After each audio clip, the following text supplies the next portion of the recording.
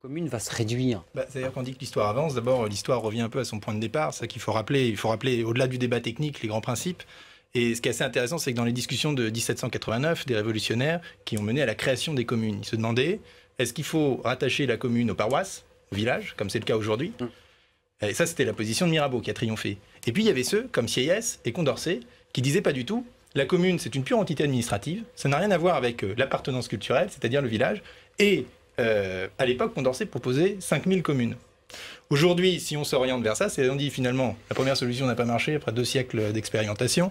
Donc voyons un peu la solution de Condorcet. Revenons 5000 communes, ça veut dire les communes au-dessus de 2000 habitants. Et pourquoi la solution précédente n'a pas marché? Vous dans les pistes 5000 au-dessus. Mais c'est pourquoi elle n'a pas marché. C'est ça qui est intéressant. C'est que je pense que la décentralisation était là pour décentraliser l'État.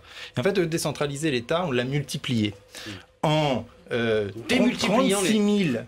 Alors, je vais vite, parce qu'évidemment, ce n'est pas toujours le cas, mais potentiellement petits potentats locaux, qui sont responsables quand même, on dit toujours la figure du maire, c'est formidable, etc. Ils sont quand même responsables de la dérive des finances publiques, parce que c'est là que les dépenses publiques ont augmenté le plus. Sur les dernières 4 années, ils ont augmenté 7%, embauché 200 000 nouveaux agents municipaux sur 10 ans, etc. Donc quand on prend les grandes masses, État, collectivité locale, c'est la commune, c'est le plus augmenté. On n'en parle pas souvent d'ailleurs, on parle des régions.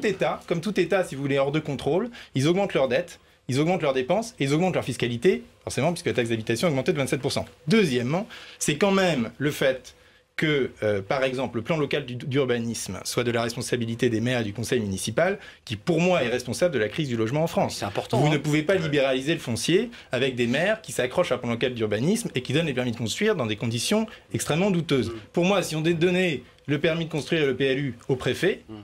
C'est l'État qui gère cette question sensible du foncier, parce que Dieu sait si c'est sensible. Et justement, reprenons les principes et voyons ce qui appartient à la compétence de l'État central, et le reste, on le réunit de manière extrêmement pragmatique, en faisant par exemple des grandes communes pour les grands services publics.